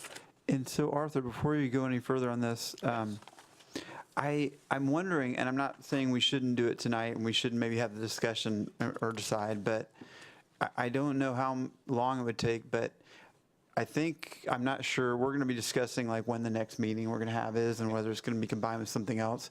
I'm wondering if, since we're narrowing it down to the one that we're going to push ahead, Dave, do you have any recommendations, you or Arthur, with regards to if we decide tonight and we bring it back and then the other two commissioners may have a different take on it? I guess we can jockey it around after that, but I'm wondering if we should hold off on this part of the discussion until the following meeting, or do you all want to discuss it right now? We don't really know who's going to be here next time or who's going to be absent. It's a Right. Wednesday night in the middle of July, so chances are there will be 5 of us again. I won't be here Okay. on the 12th.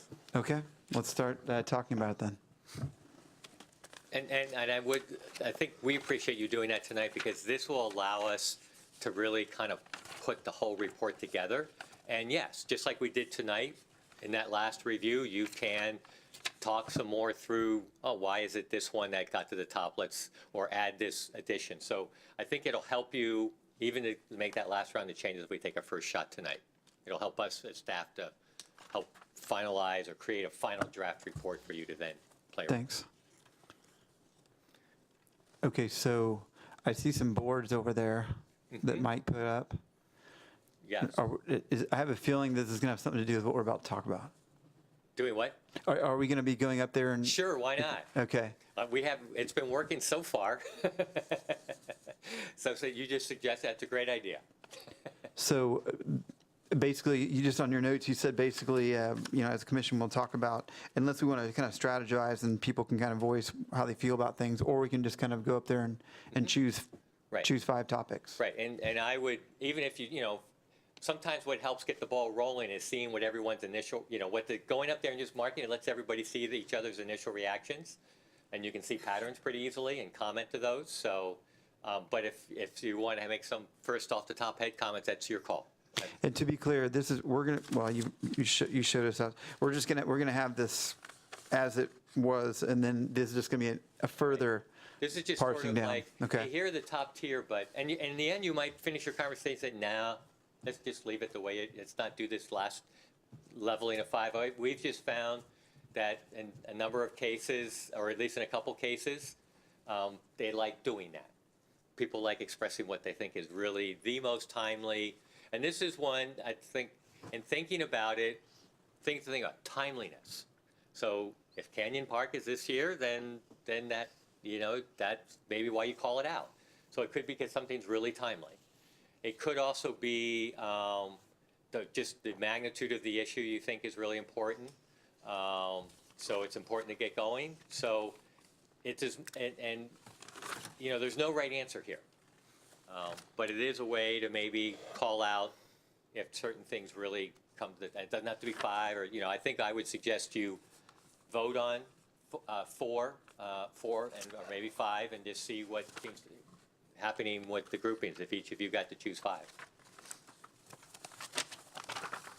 Okay. All right.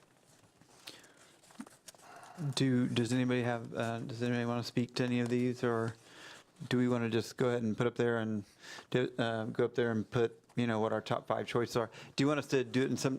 Should we vote on this tonight? Do you all want to do that? Do you guys want to parse it down? To vote on?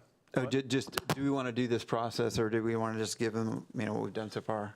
This is just an additional process of narrowing it down even further for council. Are we narrowing it down, or are we just kind of These prioritizing? are all going to stay tier 1, but this is sort of saying, the tier 1s, these are the ones that really, We're stacked right really. I mean, I think You know, obviously the clustering that we worked on this last year, and I know that they're looking at that right now, but, you know, when we say community design standards, that doesn't say clustering, but if we have that as an example under there, or, you know, in the document, which, are we going to do that in the actual document? Will it say Are the PUD? examples going to be a part of the list or not? Well, that we would. How far do they have to That- dig? You have that, okay, so thank you for mentioning that. It could be, you want to fine tune it, that's a great example, and that's number A2. And you go, for us, we made community design standards a tier 1, and you might say, we really like that whole one, or you might say, we really like the third example. You know, or if the resource conversation, I'm just picking one out of the air. We really like resource conservation. That's what we really want to call out. It's actually one of the specific examples under one of the top tier. So you could do it either way. Okay, you could take the whole strategy, or you could say, this one example under here is really, really important.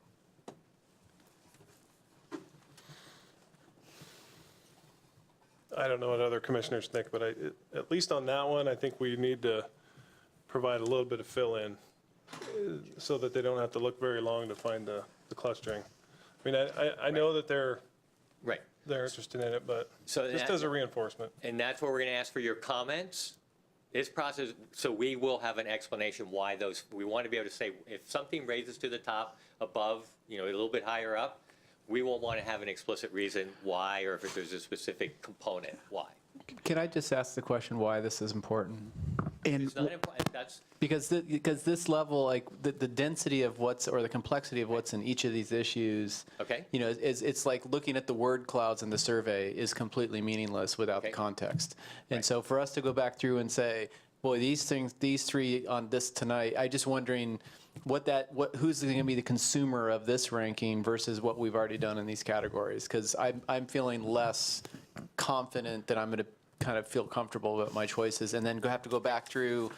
You know, you're talking about, is it an individual thing, and like look at this Right. deep matrix again and go, oh, it's this, and then we're back to like all the issues again. so the And reason. Arthur, can you hold your comment? I guess yeah. I've received a note. We need to, if possible, we can just take a 10-minute recess. We have a technical issue going on, and so we'll go ahead and kind of come back around like 12 after 8, and then you can answer Commissioner Wickwire's question. Thanks. Time to reboot, huh? Sorry, guys. Reboot. Reboot.